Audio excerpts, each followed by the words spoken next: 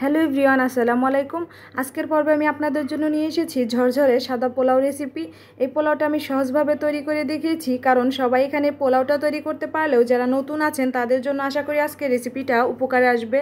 এখানে পারফেক্ট পোলাও তৈরি করার জন্য কিছু টিপস আমি শেয়ার করেছি। টিপসগুলো ফলো করলে আপনারাও পারফেক্ট ঝরঝরে পোলাও তৈরি করতে পারবেন। তো পোলাও তৈরি করার জন্য এখানে নিয়েছি একটি ফ্রাই প্যান, নিয়ে নিলাম হাফ কাপের কম সয়াবিন তেল।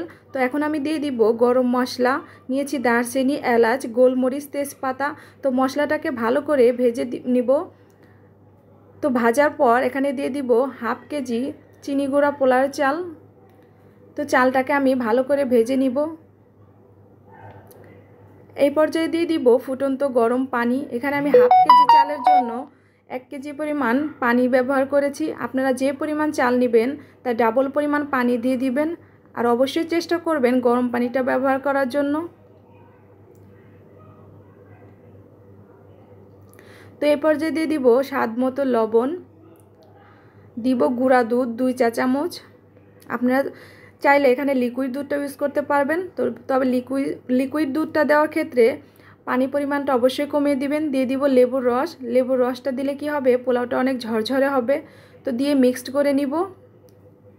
তো এই পর্যায়ে দিয়ে দিব ঘি। আপনারা চাইলে যে কোনো ব্র্যান্ডের ঘি ব্যবহার করতে পারেন। তো এখন দিব পেঁয়াজ বেরেস্তা। পেঁয়াজ বেরেস্তাটা আমি আগেই করে রেখেছিলাম। দিয়ে দিব 2 থেকে 3 ফোঁটা কেওড়া জল। কেওড়া জলটা দিলে পোলাওয়ের গন্ধটা অনেক সুন্দর আসে এবং খেতেও ভালো লাগে। তো ঢাকনা দিয়ে এখন ঢেকে দিব। ঢেকে আমি রান্না করে নিব চালটা সিদ্ধ হওয়া পর্যন্ত। ঢাকনার ছিদ্রটা বন্ধ করে দিব। তো কিছুক্ষণ রান্না করার পর এখন আমি আবারও ঢাকনা দিয়ে ঢেকে দিব। দমে বসিয়ে 15 থেকে 20 মিনিট রান্না করে নিব। তো দেখতেই পাচ্ছেন চালগুলো কত সুন্দর সেদ্ধ হয়ে এসেছে, আর পোলাওটা অনেকটাই ঝরঝরে হয়ে এসেছে। তো এখন আমি এটাকে সার্ভ করে নিচ্ছি।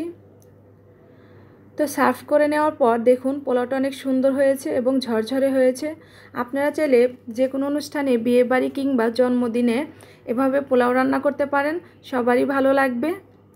তো আমার ভিডিওটা যদি ভালো লাগে শেয়ার করে দিবেন আর সাবস্ক্রাইব করে পাশেই থাকবেন। তো আমার ভিডিওটা দেখার জন্য ধন্যবাদ। আজকের ভিডিও এ পর্যন্তই। আল্লাহ হাফেজ।